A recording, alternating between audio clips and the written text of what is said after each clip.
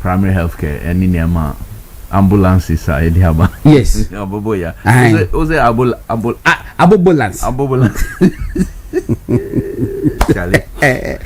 Aboboyambulance. Unse be how much ambulance. Aye. And run somewhere PA almost these are not ambulances. A tricycles are materials begum. Sorry, to say thermometer. To say the pressure. Measure pressure. The primary health care check your body temperature and normally no more call from market to market. From community community. First aid box. Listen. No check.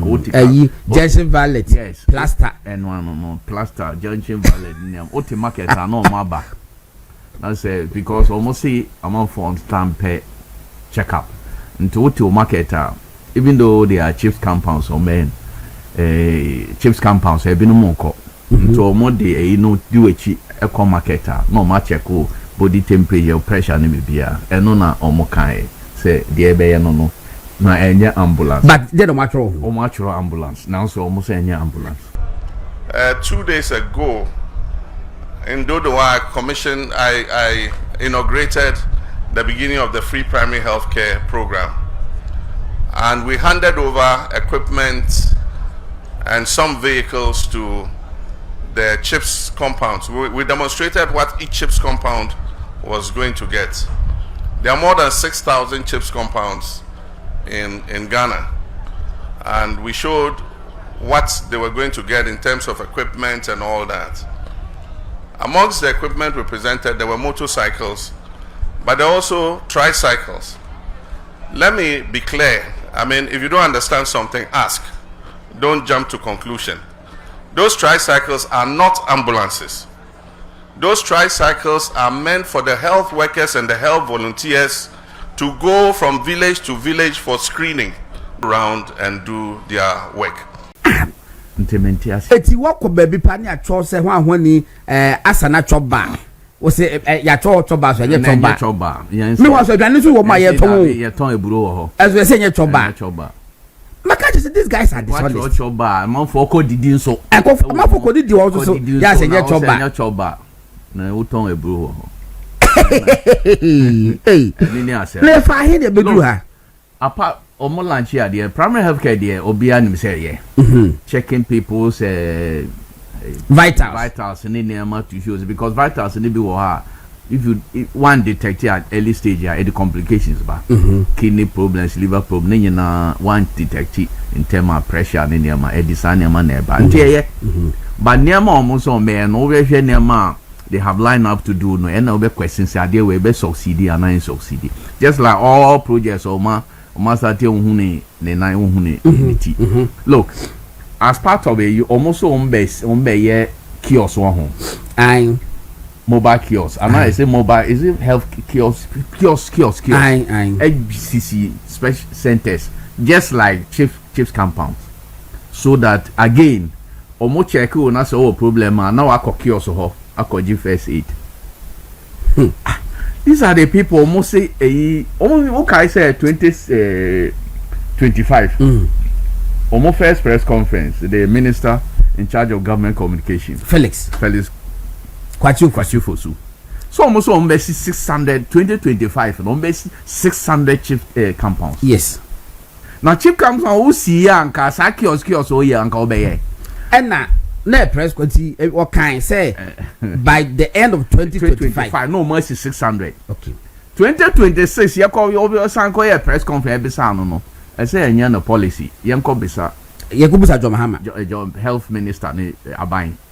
Obi o kasama aban o what's my ambisa o mechanic because the information e dey amano e na relay until say the enya no na implement it means that 600 no o man ti men si be say tempo but ask your grandfather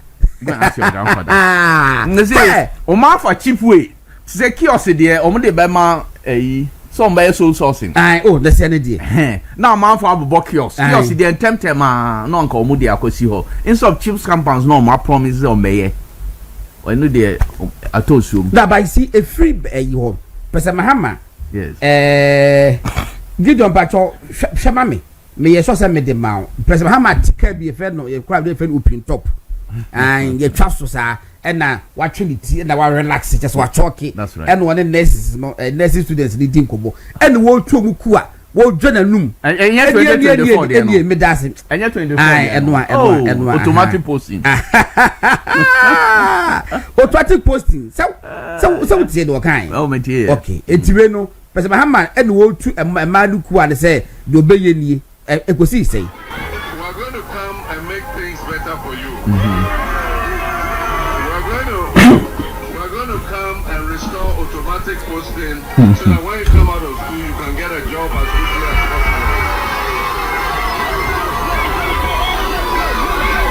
possible. We are going to come and make things better for you. We are going to come and restore automatic posting so that when you come out of school you can get a job as quickly as possible.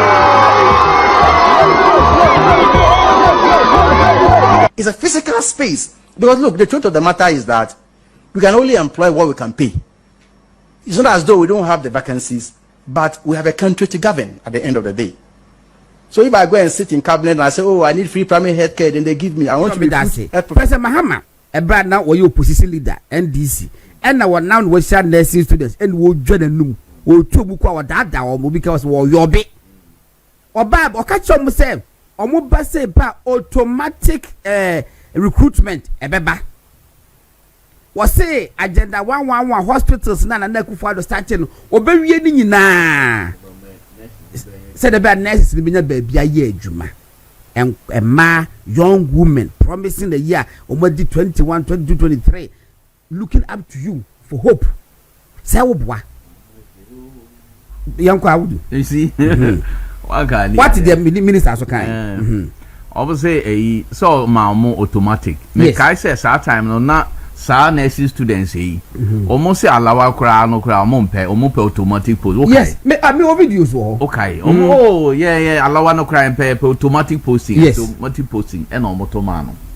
Automano as I say automatic posting na to minister say they can only employ people on betimi based on SCAR clearance headed by Minister of Health. Until no more automatic posting now Mahama promise or mono. Again, agenda 111 now also obey so that they will get jobs to do in those hospitals. So no, me sure say back tackle. Debbie, what's one year? I think they was say pay partnership with ABS. Sorry, be we say Ghana. No crown, no meeting crown. One year, what kind of no meeting now? Okay, or after saying that, no, or no be a casa say. We are now sorry we Mumbai hospital yeah. What is I said? Debbie. No, Charlie Cunet also settings in Kwan. Enya dear look me primary healthcare me for so based on free crasia. Not say enya proper primary healthcare.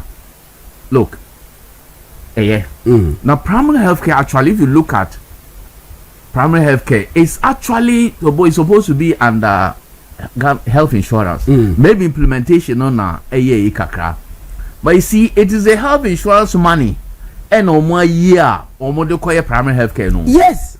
And the Mahama case no more cano. It is a health insurance money no more TB. It means that there may be some challenges with the health insurance financing.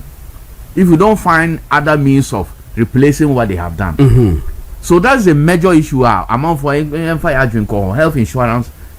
One say we may be going back to cash and carry. Even though they say they will be giving primary health care. Primary health care there, 1 year, then you'll be referred.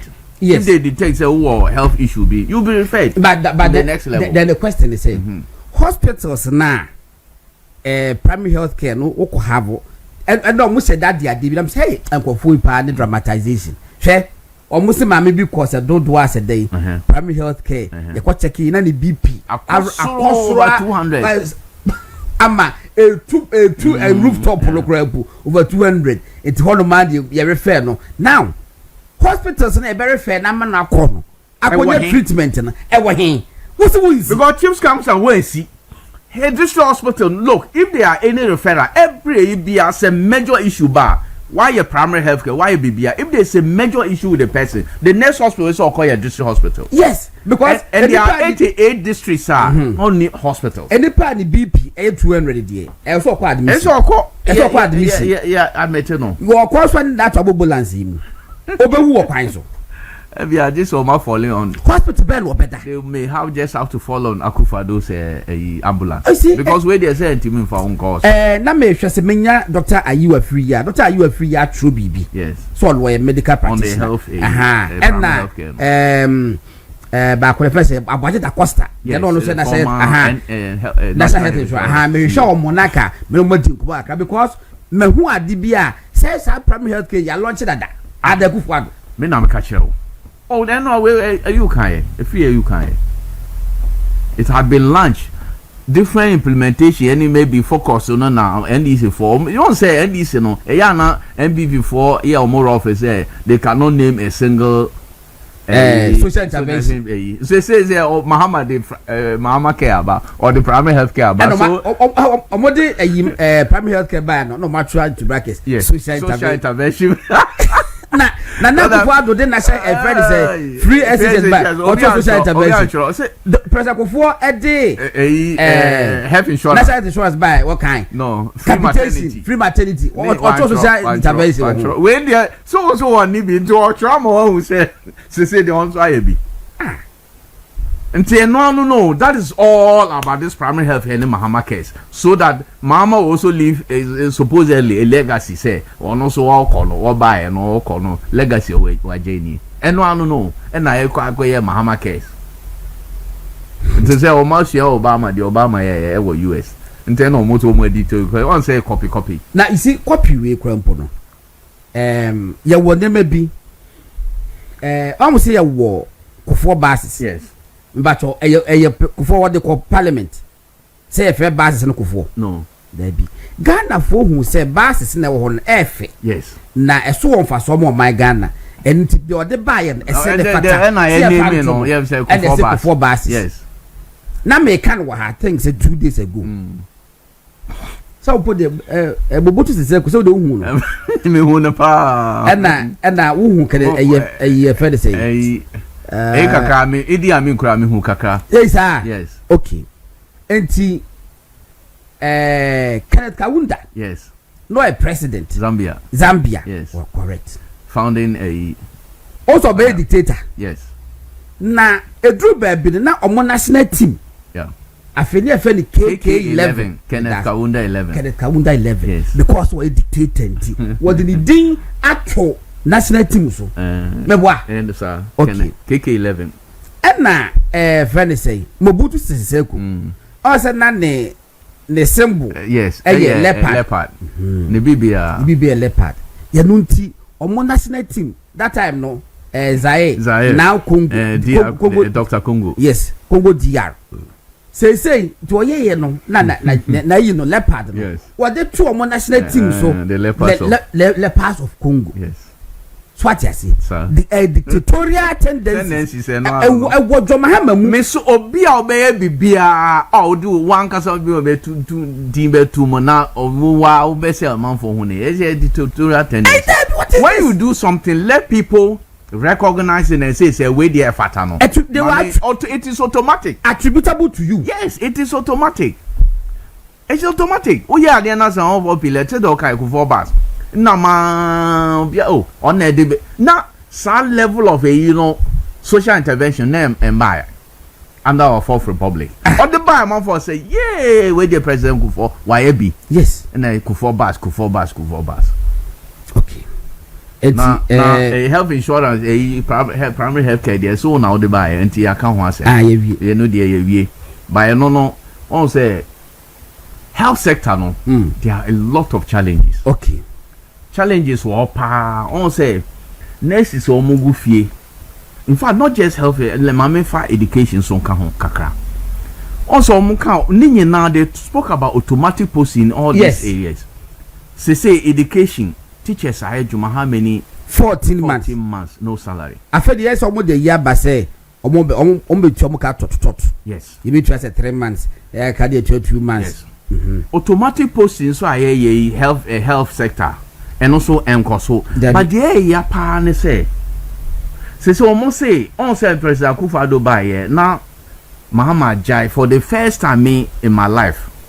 Now Obia ko school, Obia we secondary school. They were 2 professions or person here. E free efia enya godon. There are 2 professions or person here. Okay.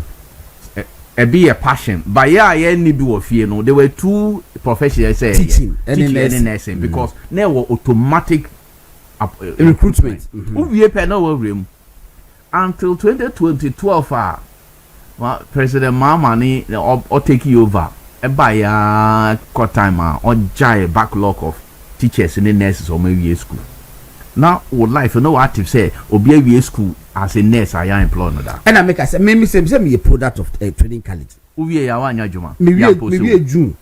Maybe a June by August. Yes. Na a yaba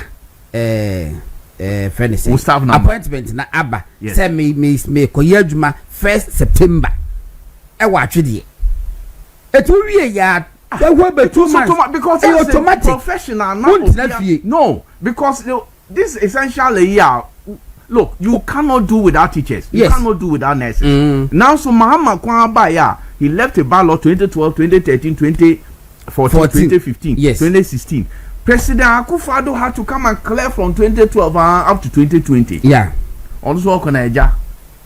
But I set up a door for backlog. No, I just 2020 up to 2024. Also, by Assam mobile, there you start from 2021. Now I clear. Say almost say some primary health on by ye. Wow, ness, our new Juma, no be volunteerism. Obia one koye biano when there's a vacancy near we am foul. After so back acquire that's the policy they want to. What is the meaning of that? So that who only say they're not me here, Dr. UFE. Medical or health profession is just like a legal profession. They value seniority. To be a school 2021 no. The person should be a senior to be a 2024. Yes. So ko employ 2024 nipa na wajai 2025 and now 24 nipa na wajai 2021 now. What have you done? You no put the injustice. Injustice. And I make no, that's the word I wanted you to mention. Yes, injustice. Because nipa na we 2021. Also on train na back clearance about no appointment. So do from ba also omo na nkoye volunteerism. So ombia on your volunteer no na say clearance ba or no on ka. Beside that, the teachers is also the same. Almost the same. Ama application of makwakoye is the same no. Yes, some would be a portal no. It is 40,000. No, and the koye but they were taking 7,000. Now 40,000 a koye no. A bit year 2022. A bit year 2023. A bit year 2024, 2025. It is about because injustice. It is about people. Omo buy no. Now what be opportunity among then you take the backlog. Obi a school 2022. No be a year 2024. What's so money now apply? The danger is that and there will be a year 2022. You better fan in there. Yes. Now will be a year 2025 no. Yeah, I'm fan. Yes. You better follow number next. By no yeah. Maybe because I know you are fan first. Hey, sorry. Yeah, 2025 no and there. Now 2022 they are not. You better 2 years time. 2 years I be fan no. No, I be junior. I be junior to will be a year school 2025. How fair is this? And you see in terms of maybe net contribution. Any promotion now. On what way, meanwhile, we are school before Nipa now. Yeah, I for the and that is what they want. Military, any police near yeah. Seniority, batch we never. Way batch 70. Sadi anu there. What's my music? I think music to the college. To because we son. Yeah, no. Okay. Okolo ayo at Okolboga. Wow. Okolboga to the college. It's me son. We are better this or say they say stroke 74. Yes. So we in 1974. It is stroke 74. It's a money one stroke 74. Yes. What day? 2022. Why Jan work for 2025 nipa? John Mahama dear. Chopsy TV. Bibia was in the chassis. Bibia was in the chassis. That's where we are. Oh, Charlie. Will be at the message Biaba our primary health care was saying. At the quality of modern chief compound buyer. na primary health care. That's it. Say baby no be hospital. No. But with my primary health care no akwa sadin. Intimidate was it clearly it's a duplication. And na what dia abba and na was say it will be say yes, arrogance of power on the part of Akando. Tisi can and what get that. No, we can only employ those. Yes, no, I can't say we have a country to govern. Can you govern a country? Whoa. So now your health minister. Yo, and there will be say Adinasari said President Mahama has fulfilled most of his promises. So what was say he cannot forgive Adinasari if they be was assured him to name their course e wo galamsi. Oni pa no why PowerPoint presentation. Obi a why PowerPoint presentation on offer different countries. Yes. Almost mine now, so they were not polluting their waters. Yes. Ghana and Kwana pollute water. Me papa. PowerPoint presentation. Me papa asare so the about see democracy is the type of government where power is vested in the people.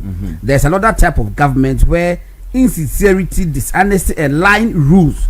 It is called tolicracy, and its final target is kleptocracy. That's government right. By thieving. Where do you place Ghana? And Ghana for the bejaji. Ghana for the bejaji. Say Obian who the ekoso. Promises or mo ye any baby Obian who. Na say oko for ma. Masa enko ye sa o. Oh Debbie. Enko ye crack kaseme nye inflation 3.2. Dollar no cry say ekosuru kakra esan eko. But you see the interbank cry 11. Interbank 11. 11. Okay. But in reality, no. Okay, say bank ne dey say the minority for kai no. Bank of Ghana and abano mukita exchange rate. Na boki na kita dollar. Mukita exchange rate no paper. No paper so na boki kita dollar. Nto per dollar. No wako aboki because exchange rate now Bank of Ghana ma me kwa huma no na me ne wisdom enkodi enkobo engineer good morning na say morning but we are bokodi nyame adoboko na so Nyankopon don boko nyame ase na news na ye tete say Mrs. you say ya transfer no from Takoradi to Tamale no et say no kre but Nyankopon don no kre and no kre say ya transfer no from Takoradi to Tamale. Hello. It's okay. Me besa we see be mami. Me ba ya transfer to from Takoradi to Tamale. Na almost the year transfer general transfer will commission hon mo ana say a single we so source. O the medical HIA we ti fu nyina na maka say say ka transfers I mean transfers e obi be ka say o e ka ejume bia ho na oba public sector so transfers here between the work of idea but say you better transfer we say obi nko ebia Takoradi enko Tamale na obi hu say NDC mpanifo nyina go social media meaning so nyina ye juma o minerals commission o minim na obi akofa me picture na ya transfer no ko ya yesi na afia amanfo e bisa say oh ada abrante ni nsema o kana nsi a o hwese Ghana ye famegudie hu nsem no mo beye kujia mo obi ahwe bi na mafa ene ho tan ana enti egwabonten ho a obi ebisa question amafa from she was for transfers here obi anso nka se Tamale enye kru dabi obi anka sa but se oba tan a wawo e won collect to aminu na also obe transfer no enye boni what transfer ni we say onko immediately from Takoradi to Tamale na party for omunye eduma o minerals commission obi to say Gifagunu obi to say DVL boss your friend is saying Nekwi Logas ADD matem like all over and Rust Mantia on why then in terms of obi the information me send me say or say me cry me ko minerals commission cry ya fa me save Mantia no that's why me can say ni yefunu a odennam Ghana ha and hello. Talk about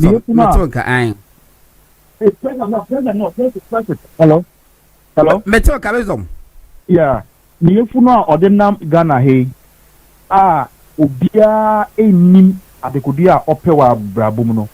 ɛno na ato no adwendwene because okay a gold board in some buy na gold board abo Ghana ka $214 million yenum be sorry no I na Steve Mantia dey fire time because or a consultant to a gold board and we consultant to gold board okay or a consultant to a gold board inti wa fa me ho time and Steve Mantia say me me ko minerals commission no man ko interview ma ya mama appointment letter and almost am pamo me ni nyina ya kohwesem obi oni me me certificate me ko yej mo minerals commission na me yej mo Ghana Manganese Company and $8 and I have to resign to come and serve the then government and the MDP or Minerals Commission.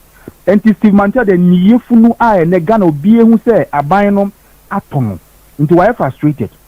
And the Osha Dama issue ya ekuya kaneno na Steve Mantia mo na nkada sorry they said almost sorry e japa time say yenya hwehwemu Ghana nya say eneno sankofo ni nyina ya tomu nyina amene Steve Mantia adwene a ye fene se adwene a ye de dwen se peni oni bi enti atemdidie enti already obi anim say I have been able to stand up against him and he's a member of the the government WhatsApp platform. How do you see it though? Platform no just say pedia. Yes. And no. Yes. So it is part of the series of attacks. Obi kwa can say me need certificate bia o Ghana.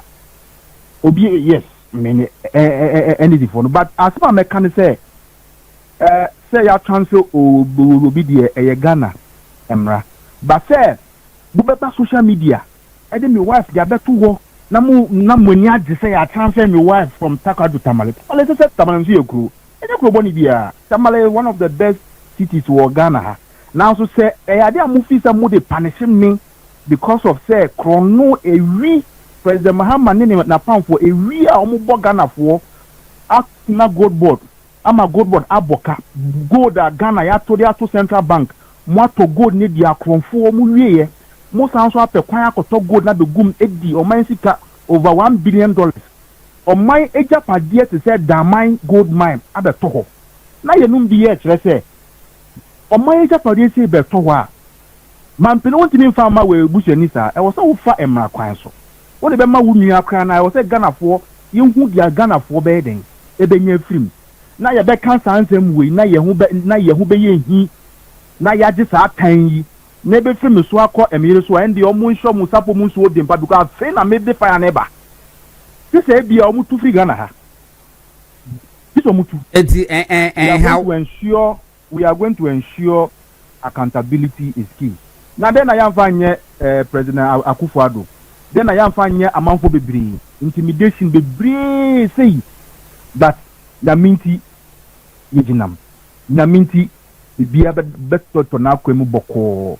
Me yire nyankopon adom company bi kwa frem say ebe ha adwene po almost say me Criminals Commission.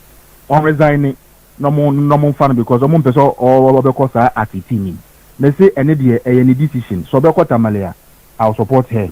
So on consua, I'll support her. No problem. It's in case of Tamala, Munia Baconso, our home, or full kama, won't cook and confirm. Or no problem. I confirm to be fine. What no. See, Master say, intimidation are buying. Year one call. We say transfer nya the bonnet, transfer the eka aban juma ho. But so we be transfer we na political actors and nam boys na say it was a decision taken say they be cripple me. It is clear obia. But you are not crippled, right? Oh me. E bi omo ni me. Omo ko bisa ma si pa. And the say oku ye eku so say diname.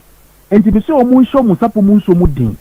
Because me more of Minerals Commission, me information I'm more on this government. Or Mumpeni from Workampo, they don't have it. So you cannot victimize my wife because me as a private citizen, me Mejuma as an advocate. And me, or be Steve Mantiawa, or more cloudy or more civil society organizations.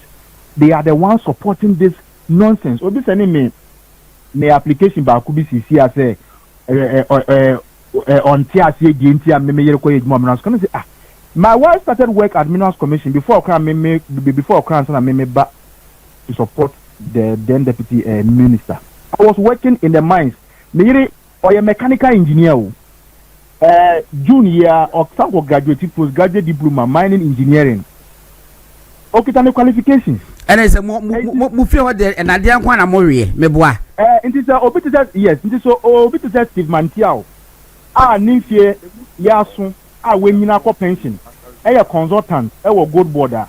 The year or no see a gun ni own free Abidjan or what certificate or no on to me Jumaha.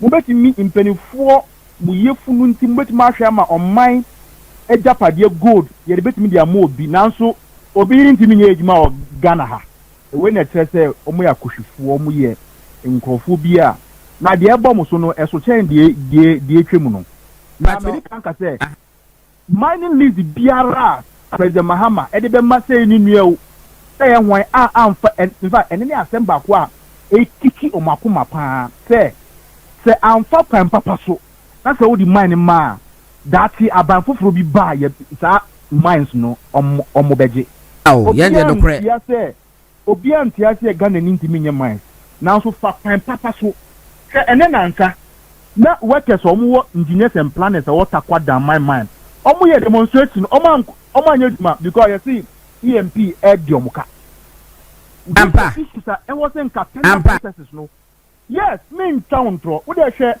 Atik Mohammed. Mm-hmm. Yes, before that, none was our information, but I decided to just hold on. When you know, man, now was the tender committee. It takes time. It go through. This is why tender 7 days no a year estate capture, air corruption, and the people there are demonstrating, and they I see a hand over from Go Force. They are my EMP. Our Brian T Ghana agreement. Ghana buying any engineers and planners they in them say Ghana benya 10% to Ghana benya genyo obi enim na yefunu fo impeni boni atifie omu yefunu ntiti Steve Mantia omu enhwe we nka because omedidi amen because okoka ye be pam no if you good board.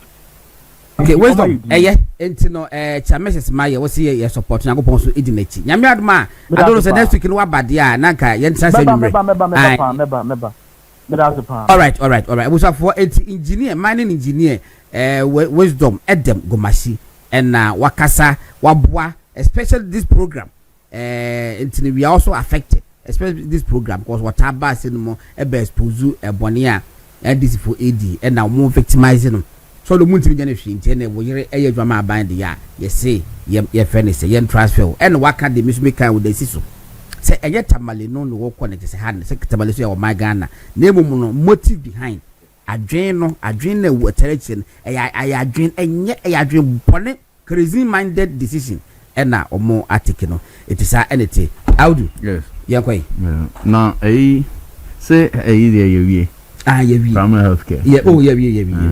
It's young work LGBT and I say sa fight with ya queen. OSP versus Attorney General. What's your position on that? Enra. Nami will show be so. Okay. Before me come nami pay say you say a law way. The purpose of this office OSP.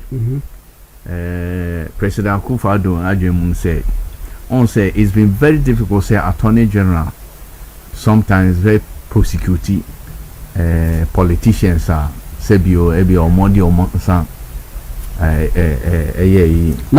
maybe I buy me for that time now. Exactly. So this office was supposed to be independent so that KCBI Badia OSP corruption related no OSP will have the mandate to prosecute those cases. Me, I have said to say office we are still believe that office is very important. You may question the work of the occupants of that office, but you cannot throw away that office because occupants they are not doing it. But the office is very important. So office need to keep it. Now, if you come to OSP near you, per the law no OSP Act no Act 959 no. Yes. In fact, yama independence in the law, independence or OSP to prosecute corruption related because Attorney General on the appointee OSP as or delegate, you know, and all man Juma. If you look at people don't know, many people were not aware say OSP no Attorney General nominate to the president. OSP. SP, I should say, let me say the difference between SP and OSP. OSP is the officer and SP is a special prosecutor. Special prosecutor, no, Attorney General, first of all, on the nominee, Elima President. Now, President, through other processes, no more vetting, then he's sworn in by the President. So, in the first place, you know, where man on the authority, by that nomination alone, yes, inherent or implied. In fact, it's inherent. Okay.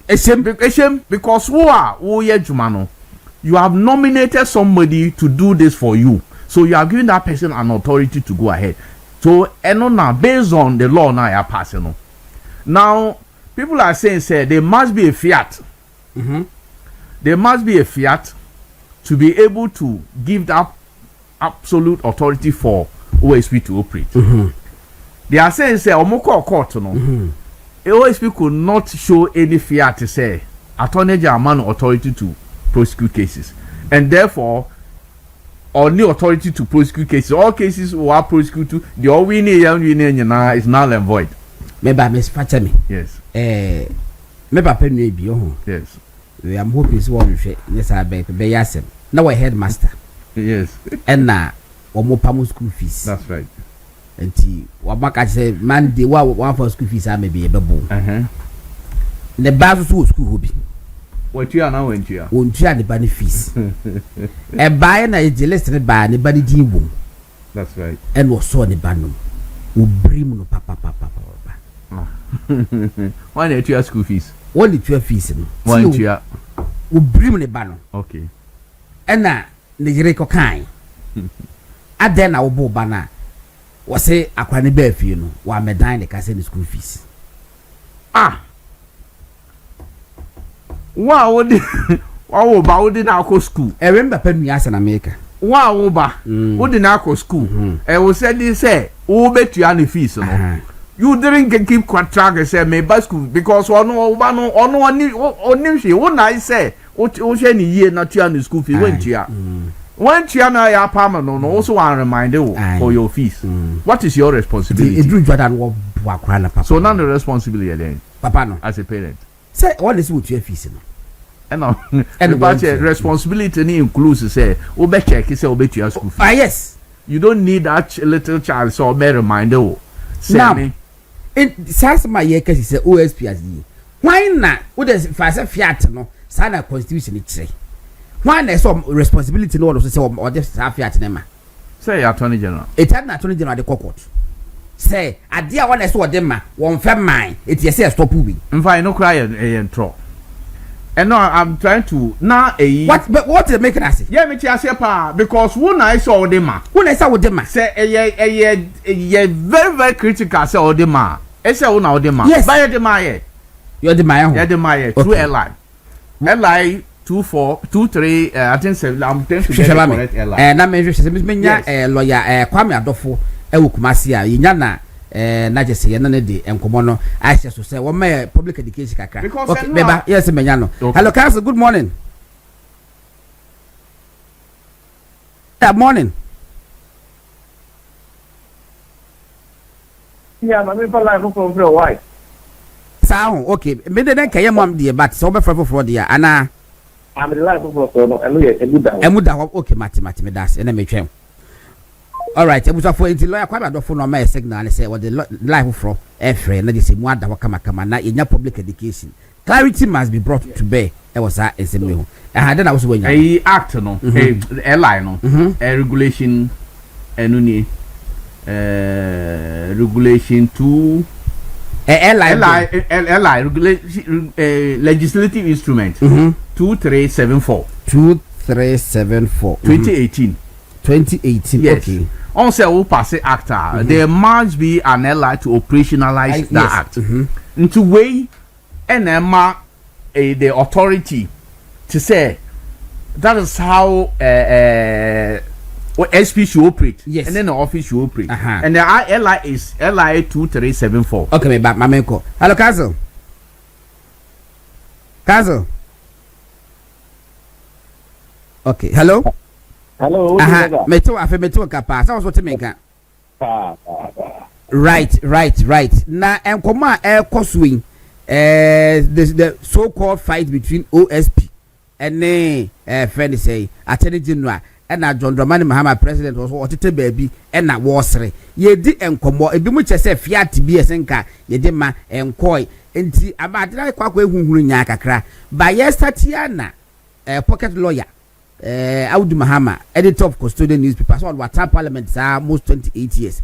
Was say LI Biaba, was say LI 2374 2018, right?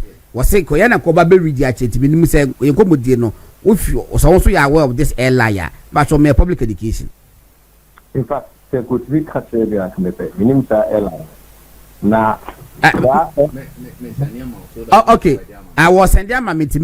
What the mammy and I just know the home. Why? That airline, it's been resolved that problem between Attorney General and the OSP and a special prosecutor. And they say, special prosecutor, the office of Parliament may create here. But all also, Parliament will create here.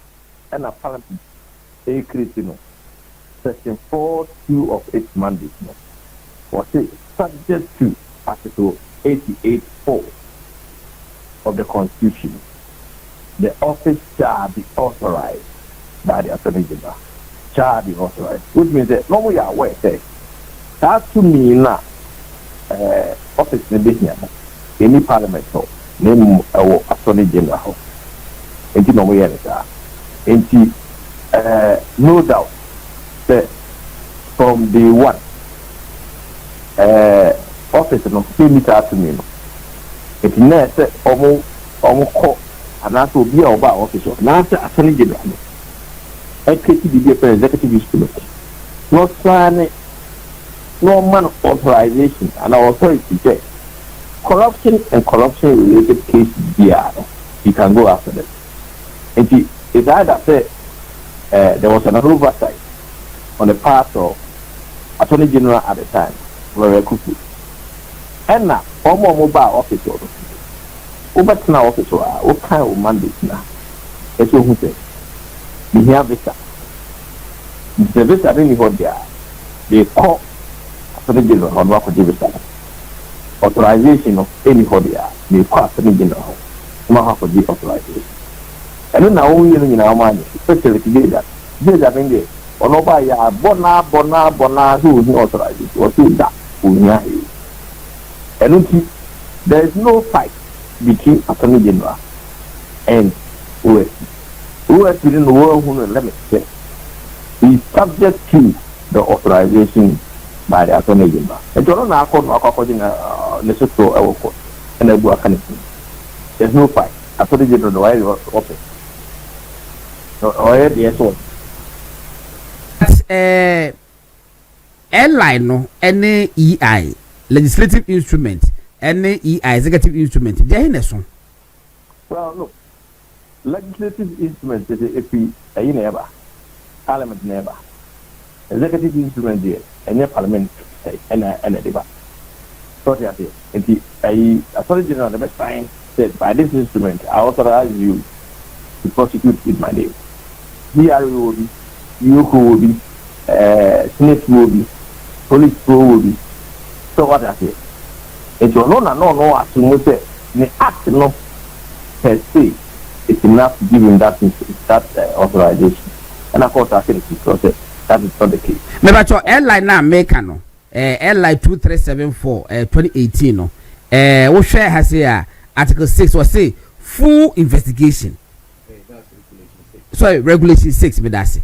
I was saying the office may generally initiate an investigation into corruption or corruption-related offense when facts or circumstances reasonably indicate that an investigation may be conducted to prevent or prosecute corruption or a corruption-related offense.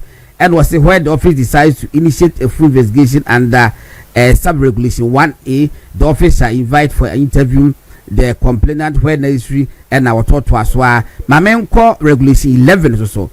Quickly, regulation 11 was say decision to prosecute. The decision, the special prosecutor or an authorized officer shall, upon considering the facts and evidence gathered from an investigation, take a decision whether or not to prosecute. In the airline where the what is a clear cut say OSP no and another SP na a war the mandate to prosecute without recourse to Attorney General. And well, now we listen with Article 80. Article 80 says only the Attorney General has that power. And it says if airline coming from Parliament is seeking to give him that power, that will be unconstitutional because Parliament needs that power. But Parliament, no, can't watch me. Say Parliament, no, and your Parliament on its own volition and no initiatives are Awiewie. The Awiewie came from the Attorney General. And well, look, what kind section 4 of his mandate? It says shall be authorized by the Attorney General. A year no can say section 4 by coming into effect of this act, the special prosecutor is authorized by the Attorney General, then there will be no problem.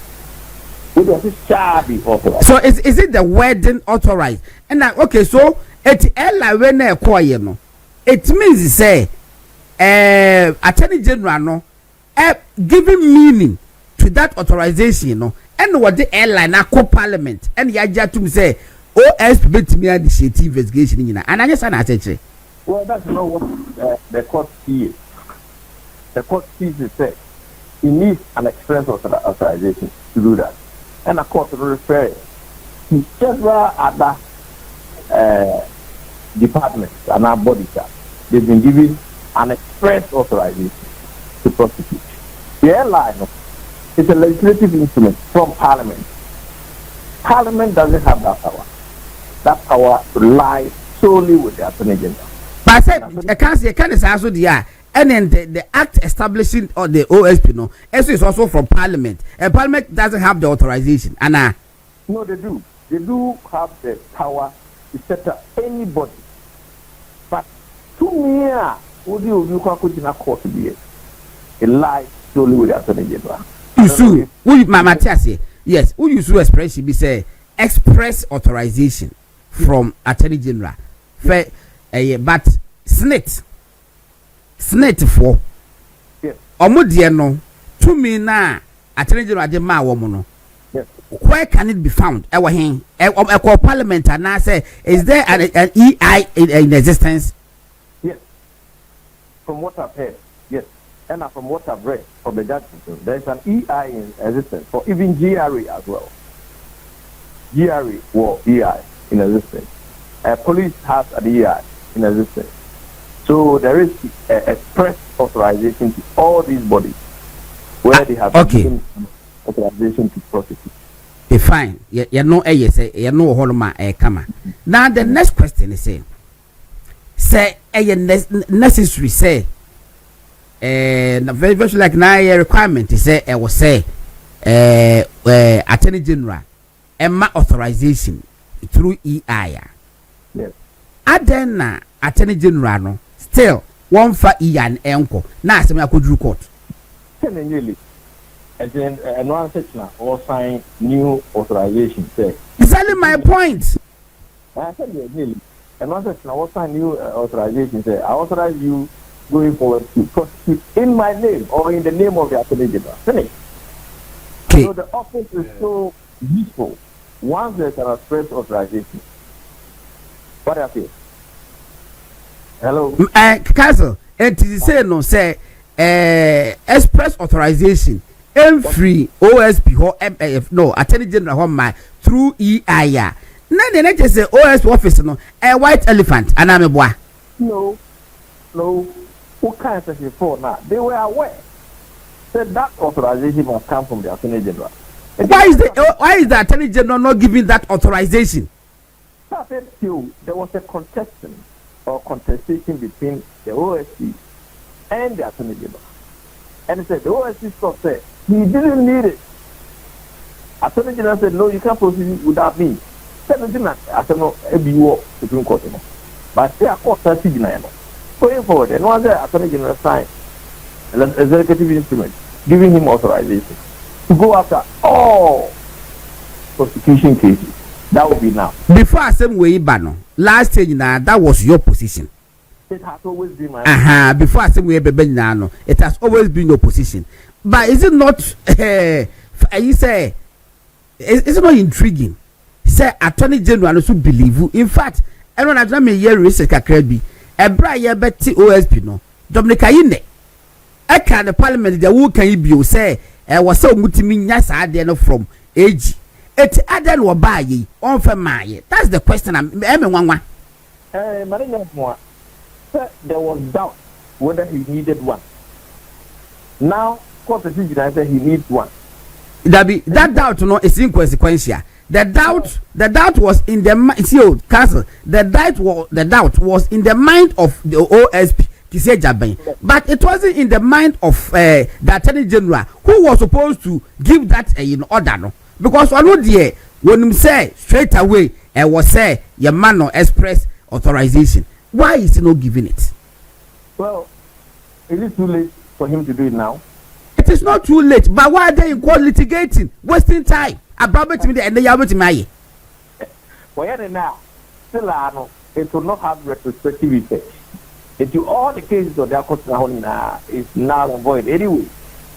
All the cases, MPA, SML, BCU, Omo Doma Court, or Fanny Womo, Lina is now avoided. So, I see, Castle. And then the fact me pass me interrupt kakra. Based on the Okayi, based on the Okayi, and Attorney General, I say a prosecutor no for dereliction of duty. Attorney General not the OSC. General, because one on him say I was all my authorization. It's a dereliction of duty. No. Who was now officer? Now they will be the court. The first thing you ask yourself is, do you have the mandate to do it? So if you have a doubt that you don't have a mandate, you go and ask for it. Sort it here. If you want to have our office, our thing for what the case or mandate and as only mandate. Only mandate, you go and ask for it. You know now, according to your financial law. Attorney General, you have never gone to Attorney General asking for a mandate and he refused you. If you Attorney General move in you. Wait, a abatement of crime. I said in the count. Because one on a mandate in one hole. Ya will nim say change I said deco. What now? Because yes, sir, SML Denia that year queen a sican yako wistino. It's a financial loss. And Attorney General can't escape blame. Attorney General buyer. Now if you were profit. So the can't decision for that. What he can declare operator wanted. So and he doesn't want it. He's not even allowed to interfere in the work. So the presumption is that you've been given one by the previous Attorney General. Not turning out so you don't have that. How do you go and blame the current Attorney General? What did they make an answer? Okay, Matthias. But that you see, say if indeed the Attorney General no, had that presumption there and they know you're reckless. Because I didn't emanate from the office of the Attorney General. Did he see any evidence of a so-called EI for him to have that belief or presumption? Well, you see, I don't want to blame the Attorney General. The reason they say, "Wona you need to me amount of years." The duty is on you to check whether you have the mandate or not. You can't go. And why are we not blaming Parliament? I'm going to pass a law. So why are we not blaming Parliament? But what we said, Parliament was aware that there was an issue about the authorization coming from the Attorney General because of Article 88. And the Parliament money clear in its mandate said, you shall be authorized by the Attorney General. And they said, and I'm going to who else I mean who you tell me anything. They don't want a situation where a rogue special prosecutor could be going after the government anyhow. But if you have to go and get your authorization from the Attorney General will say no. Where you are coming for authorization to do a certain job. So that was the intention. That is whom. And if you don't hear and say you shall be authorized. Then come to find in coming to force of this act, the Attorney General has authorized the OSP to prosecute corruption and corruption-related offenses. And what is the same? What is the way forward, Council? With the ECOC?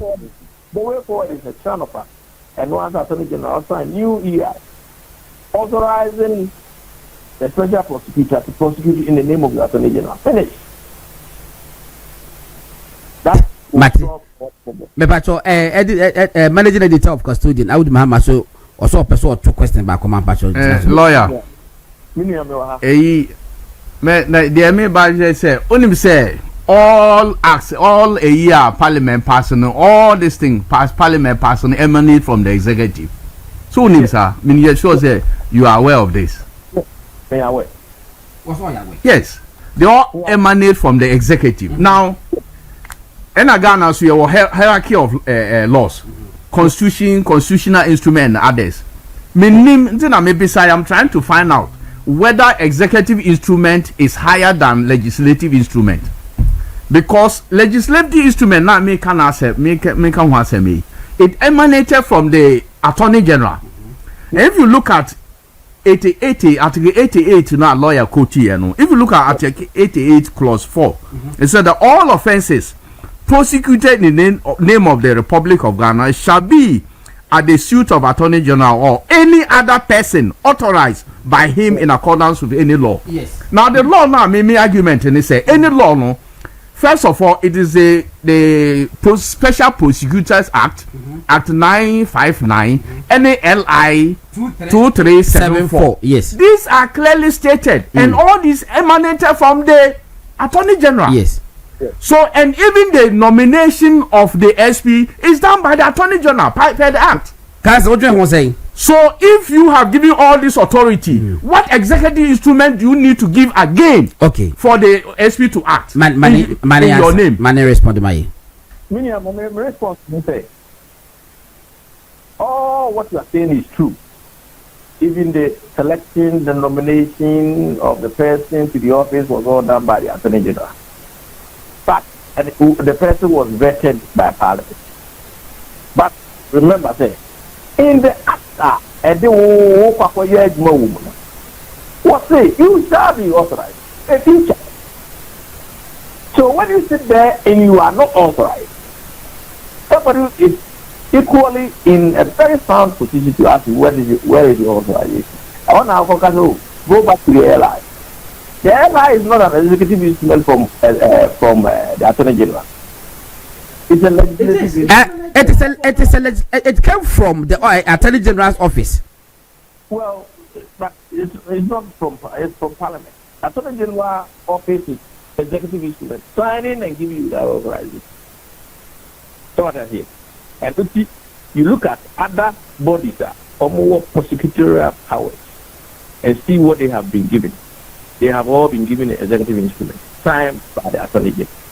One sign be man, said the kind, no. You know, yes. Okay, yet, Castle.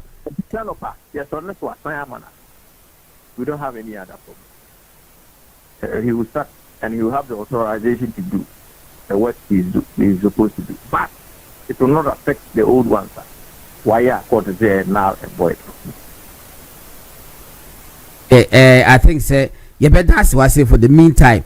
Na yahwehwe na yedi ho enkomoti yes akoken kan about tiade bi has you me hwe airline no was say in exercise of the power conferred on the minister responsible for justice by section 78 of the Office of the Special Prosecutor Act 2017, these regulations are made this 23rd day of November 2018. It's way Attorney General and the other equal Parliament. It would be yes, I'm doing be I come on yedi, but Nina and say Pablo Chad, Yamian Wetna, Attorney General, and for EI and Konyan one. Finish. Quiet. Castle, but that's a castle. All right. I was for 18 a legal task. Yes, me because me lawyer. But we experience, no? Yes, what parliament, what have experience in parliament? Yes. As I said, LI, no, and yet parliament doesn't draft LI, CIs and in it. All laws emanate from the executive. Yes. And so the back constitutionally, parliament is supposed to pass laws. So the choir throughout no more fine tune, no more pass it. But that law, it is not. It is owned by the executive. Parliament passes it. That is why when Parliament passes law and the president doesn't assent to it, it doesn't become law. It not say. It emanated from a Attorney General and our man of power. In fact, every ally is supposed to operationalize an act. Yes. When you pass an act, you give an ally to give effect to the act, so that ally no never how the office will be operated, how you have the power to do certain things, including charges. Any baby at the ally will specify all that. So ally actually came. I know not many lawyer be on due my attention to actually sent me this ally at 2374. Yes, said that ally. In fact, it suffices. Say one first of all, they appointee no, and not ally way. As I quoted Article 88(4), no, powers were delegated those powers to the SP per the CI any airline. So what is this executive instrument again? Say he has to issue an executive. So what is the use of all this? Honestly, what the use of the airline? Na minimum airline but even if airline put the home pa, a inherent. Act no more say one man authority and then constitution is very clear. And the airline also they are back. First of all, now nominating in the panel. Yes. And the constitution is very clear. Say Article 88 now all prosecutorial powers, all cases, or say all offences prosecuted in the name of the Republic of Ghana shall be at the suit of the Attorney General or any other person authorized by him in accordance with any law. Yes. Any law, no airline, no any law. Law. Okay, say no.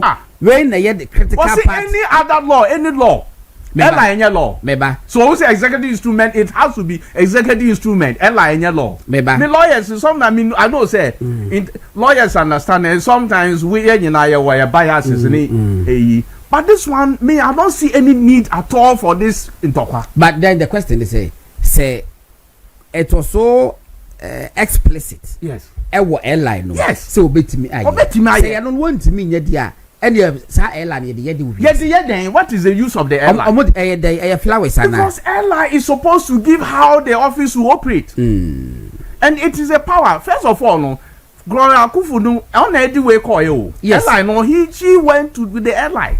And airline, look, let me also tell viewers it say Parliament has nothing to do with airline. They don't change anything airline. Parliament airline. Say executive Attorney General they all the call here. Everything is from her, the Attorney General. Let me say office of the Attorney General. Airline no what they call. If Parliament sees something, say inconsistent with the law, they only notify you. Now once you put there, they just simply lay it and 21 sitting days. It becomes law, finito. Parliament has nothing. They don't change airline. They don't do anything. That's like executive instrument. So when Constitution says that any law, you can be given the power to any law. And any law, one specific say a law is a law. Law is a law. So lawyers are look, law no be, but sometimes look, that is the point I'm making. Say, it is not from Parliament. Nobody should say it is a Parliament that passes. Everything in this airline, read you. Everything where to where it came from. Parliament never change any word in it. Everything, yes, they don't change any word. Everything where to where came from Attorney General's office. Okay, so why am the airline to operate? Also, on some executive. So what's the use of the airline? And Professor Body better say near you should be 10 minutes, 15 minutes. Near the prophet Nasianisa and yet my young concluding in this matter. Okay, as for problem, we are going to pay attention and listen to him until my young concluded before veterans. The American say. First of all, lawyers, I'm also a lawyer because there are some lawyers who are even are in court with the SP. Yes. So if you look at their narrative of the whole story, are different because there are whole issues with the SP because they are defending they are the lawyers for some of the NEPA now or that bad you see. You know, I also disagree with you. Let me tell you. Yes. Let me tell you, I have issues with the office of maybe 2 issues. Oh, we all agree. We all agree, sir. The occupant is different from the office. Mr. Maybe whenever you know. Yes. I have a equal against the establishment of the office of that is your opinion. I don't have. Maybe the no. Yes.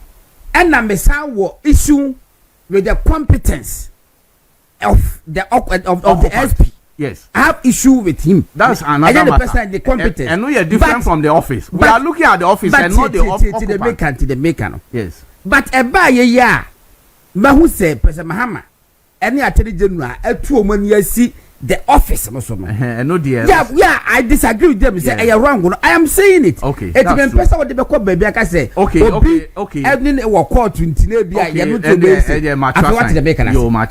Okay, Maminja, no. Because this is an opinion I have held. I wrong. Okay. I disagree with you. Disagree, but you cannot say it's wrong. Okay. Because disagree and it is your opinion.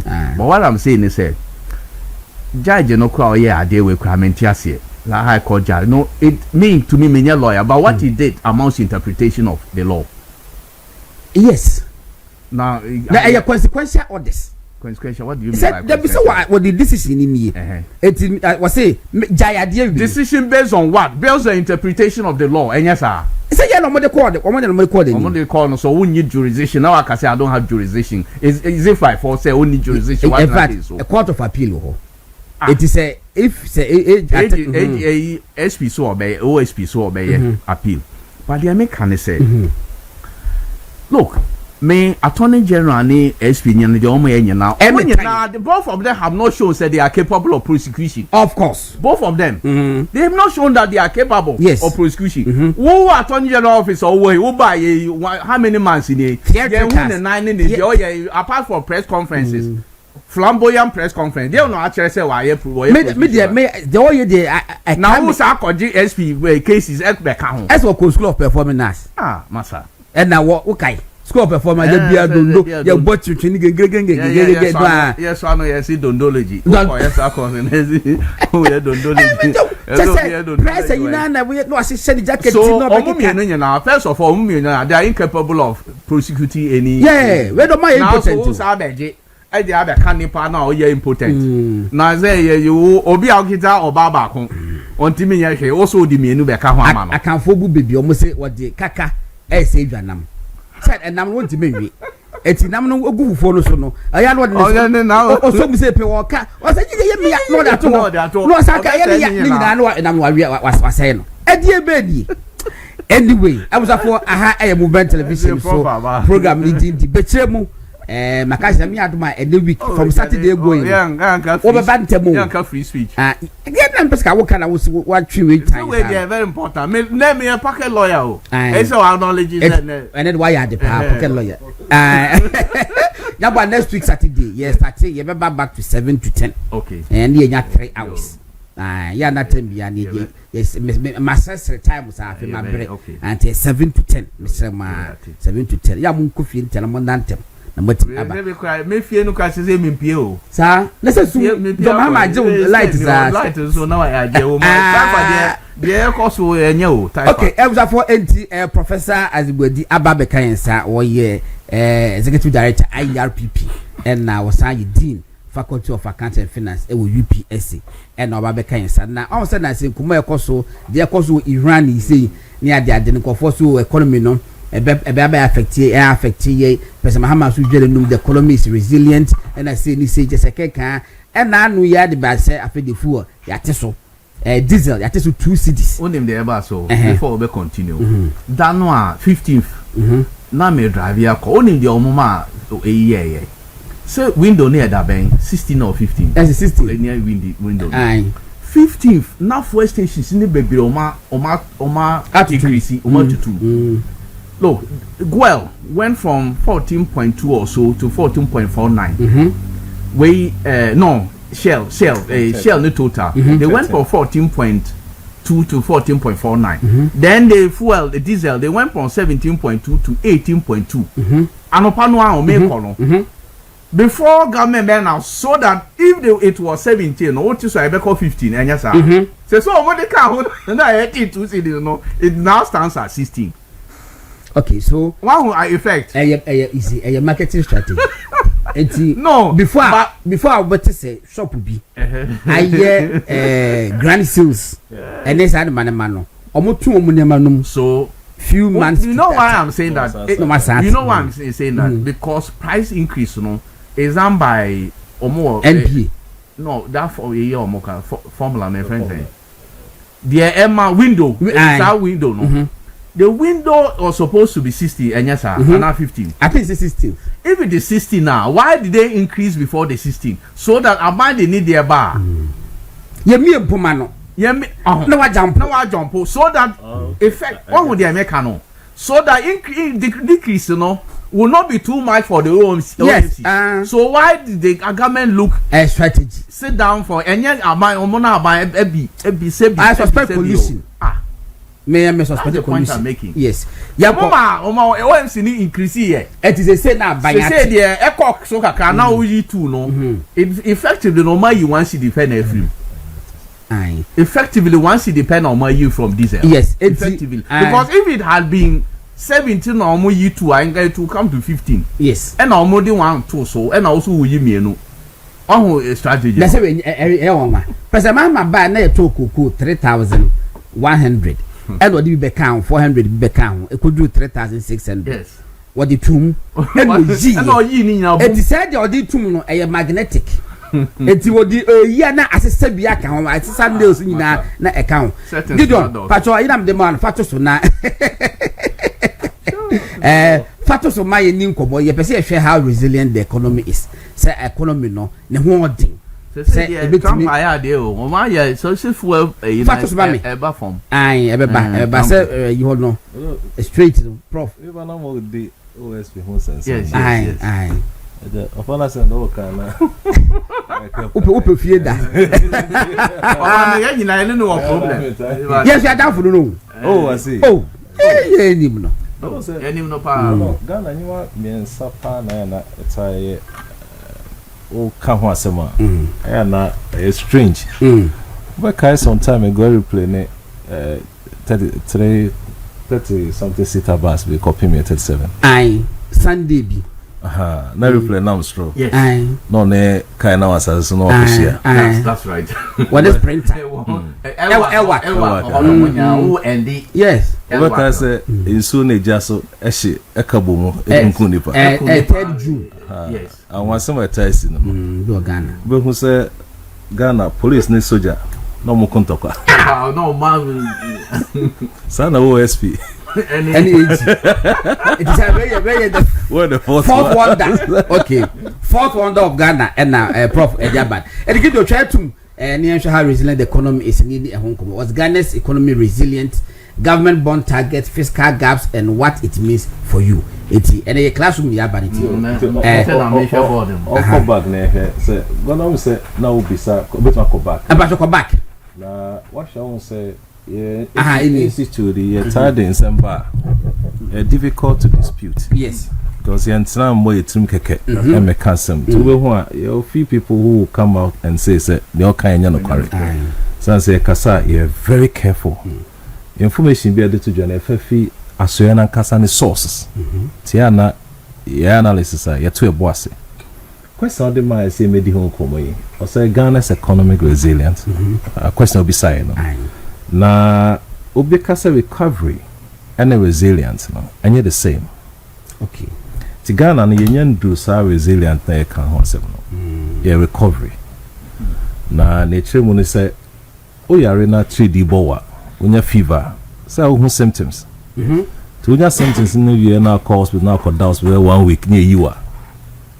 I feel who say I recover from fever na unya chidi na unya. And see your monro and no more to me survive here who tall. Into feel all corner. Ye be say fever sign achidi nsa bo biema. Obetuma sign agina and now be san call that hospital biem.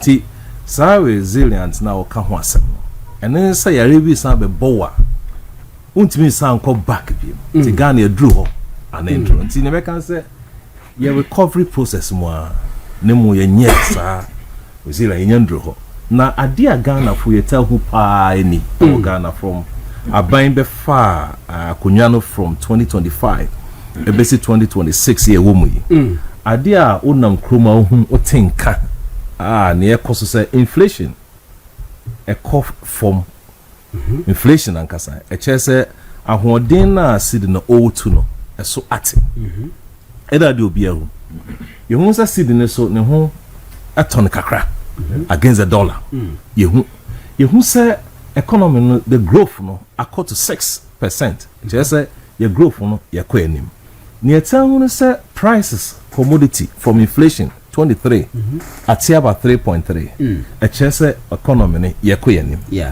na reserves so are recorded high just say ye kwa anim reserves say bi buy which me gina kakra into hwa nyoma num ya a che say ne nkrofo hu no ti recovery no e ho na ho de nankasa wo na wo sa nyoma ya ye ne ready a kire say o man yen course a obesa ko back am yen course a say o tumi come okay David Pacho back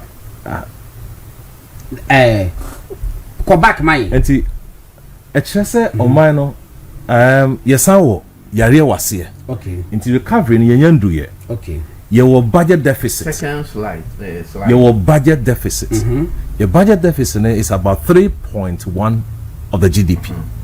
I just said, so budget deficit, you 3.1 of the GDP. I just say, you see car, you didn't near the near my banner. I call for my, you won't actually, I find yeah. I feel who say cocoa prices now. I will form a call from over 45%. I feel bank. Where Ghana Bank of Ghana data the source honey fefi we are and the was here no source Bank of Ghana March 2026 obe hu bia ewo afi won say offer bank bia wo Ghana we banks awoma loan emu loan 5 year ba bia nipa ba ko entia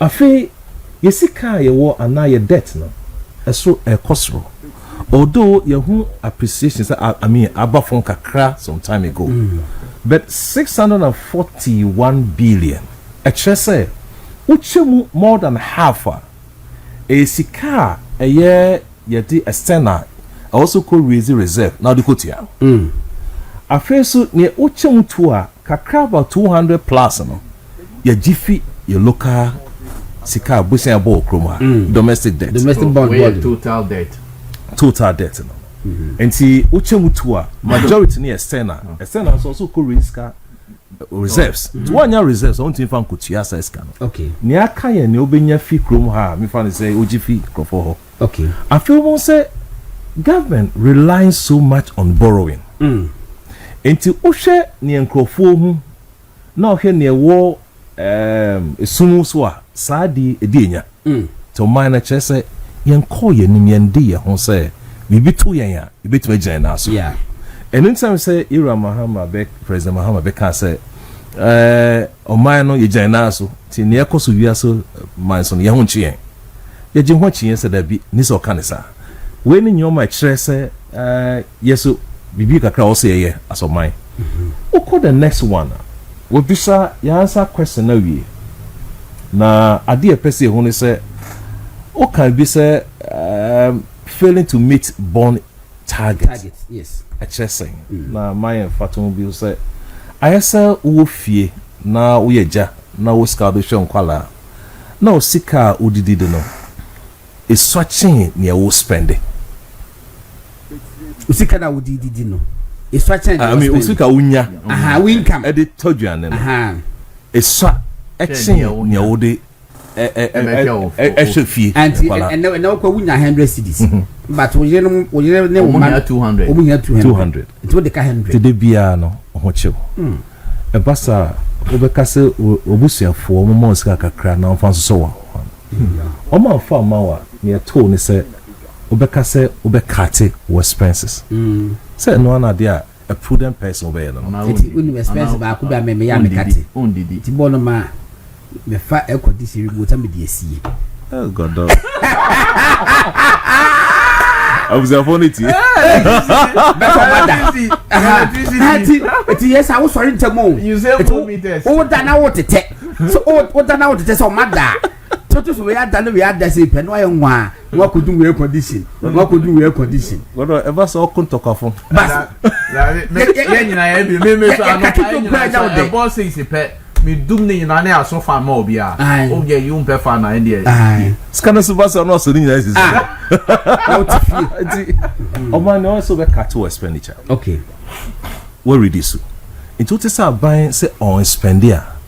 And when she say a prudent idea, on your revenue or gas or cost. That's a simple thing. And now we borrow at a very expensive rate. And also be printed can be so the gum. And also near cost. Won't be a day when I shall. And but you don't give me proper free so. Now some person to say be a could be me but I say 90 me my to the fact don't worry. Eti ever sa abani problem o face eno ani. Okay. Onya revenue no akasa be spend it. No so be cut expenditure. Now over data Bank of Ghana for their tuja. E chese in March na nsenya March e twa mu yi. Musu twa mu yi. Good. Your total revenue and grants 2024 and 2025. Wow. Grants are 15.9% total revenue. And over expenditure is 16.6. Now, chichimwa, the total revenue as against your GDP, say, or minor, it may produce in economy 1 cedi. Abaninya 16 pesos for the ejuma. Second one produce 1 cedi. Abana which check 5 woman no e be 16 pesos. Na nsaka e de na ejuma. Kai no. The rest Nsanka. Nsanka. Enti sa then the total expenditure is 16. E che say obo say e ya abo no pepepe. Oko 2025 e ko 16.1. Just say wakona nim kakra. Yes. Ena osanya 16.11. Eye 2025. E chese expenditure ni revenue eyabo anu kakra. To be kase o aban no ten or spending na sa na onya. But the amount who say overall balance no on cash basis no. A fee negative 5.2 ako negative 3.2. It say increase. Just over one. I want to show 2 figures now because expenditure the same as. Okay. No quarry. But also on cash, you want to buy spending on cash and commitment. Into on cash basis, no commitment no womb, but cash basis no. And for no problem ever. And today biano there's a gap. On to me 3.1%. No. Yeah. Also copy baby. Not the be shame. Not the be shame. Now we okofa says can be okofa when. The second one no, the net domestic finance no. Actually sika onya de fi yankasa ekromo ha. Enti out of 3.1% no. Ogien sika domestically 2.8 size kanum.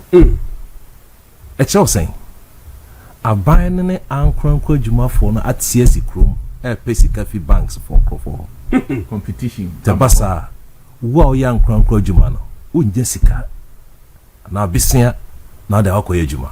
That's the meaning of Saturday. Wow. I feel call the next one. I just say call the next one mine. O share the total dia buy no ye nyam faso. But you call the second slide mine. I call the second slide. But to come Gideon. So I call the sex one offer in faso ye nya afi aban ho e inflation. Say any ya. Baby. Next one. Inflation is under control. Okay. Now, Usha inflation now, Yakasa fit 23, ABC 3.3%. Okay. So say plus almost 3.2. 3 point, well, 2. That was much. Yes. I'll call the next one because it's 23 about 3. Then fancy 3. Usha graph each show say yakoya nim. Consistent. From 23.1 to 3.3. Just say you call for about 20 percentage points drop. Now, I'm not thing. Within 12 months. Wow. Miracle Benema deal with ever. Then they say they should be proving. That is why we do this. Ebane saying as I did me at from 23 to 3.3. And Property most we share moon. go on. So you know now. You're doing come on several times. But we are moon to be today. That be yet Magic. say and your my Magic and you be no. And I Bible mad let the poor say I'm rich. Magic won't be you never understand magic. Obi ya picture no side no. Aha. Oh, Okay.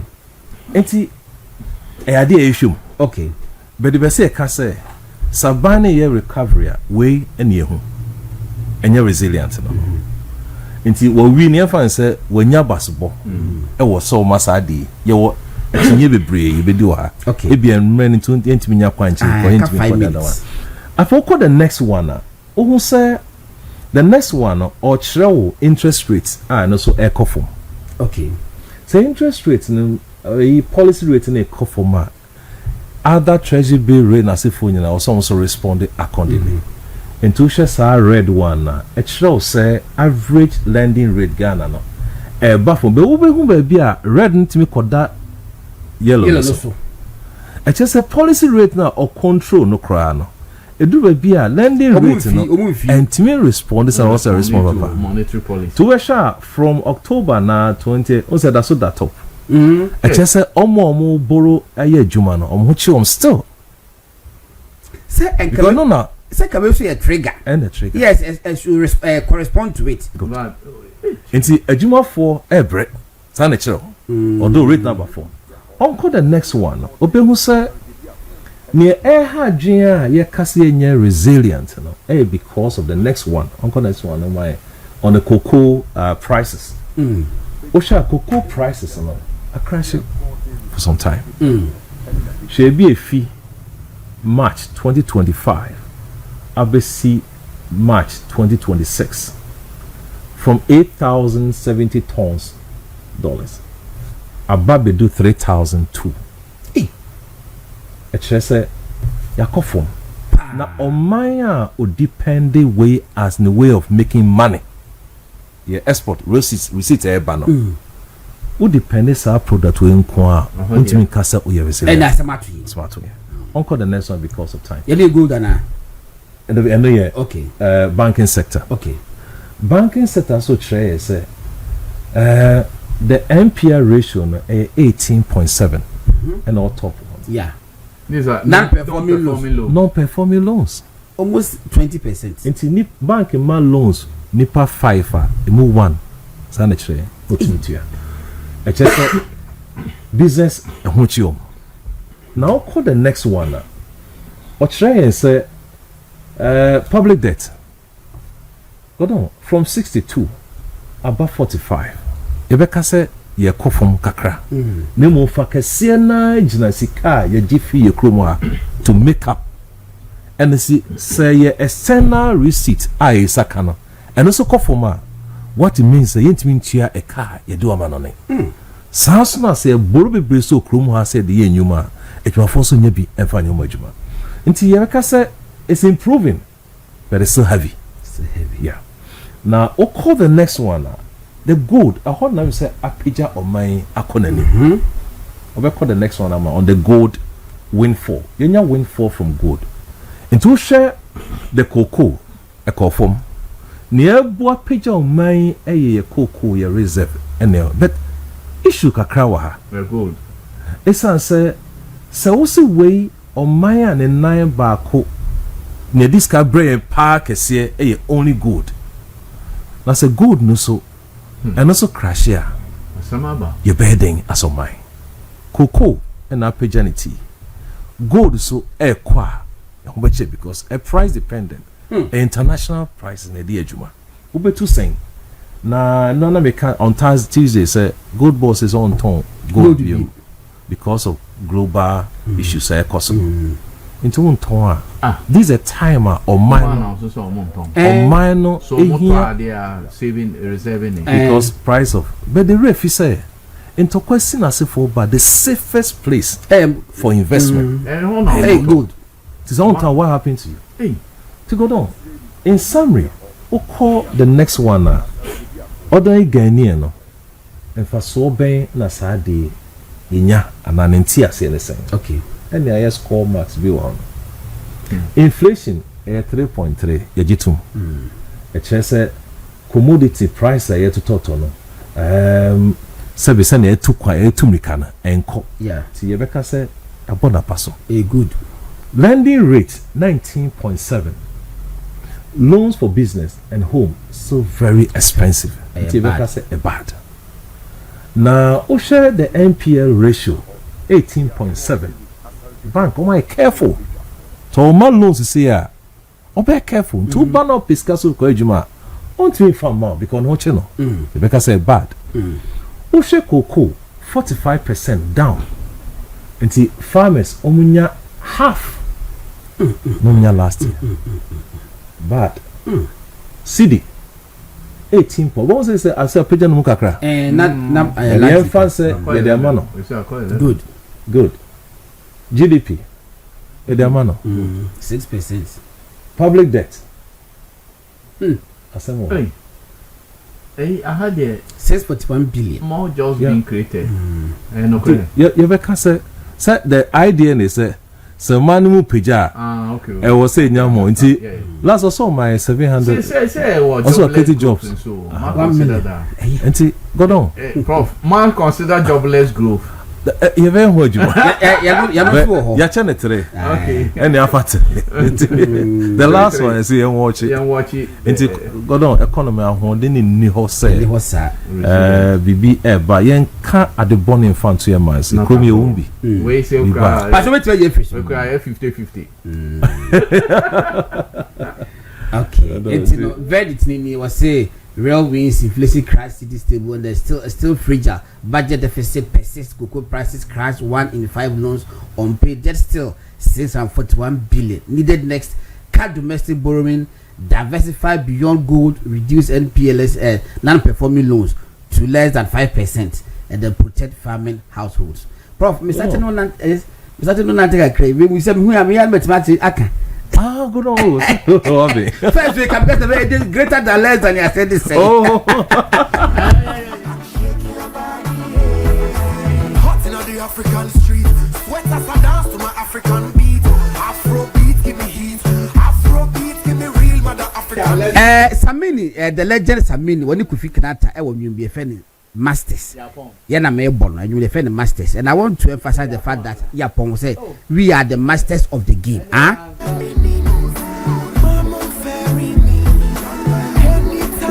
What was it? Also, we emphasize the fact that we are the masters of the game. Saturday morning, then men come baby and could take Kokwasa Bia. I had so next week, 7 to 10 a.m. 3 solid hours of unadulterated conversation, a high profile conversation, but will be as to me at here. Obviously, this is prof a data driven. Sources from ever one. I said, one being professor there now. It's my men now a Chris Okweku as a general manager. My men was saying, and a Gideon as so MC. I was a proper can or that to small that to come. Then I say, Master AB Billy, what's your Makufi and say, what's your Makufi say.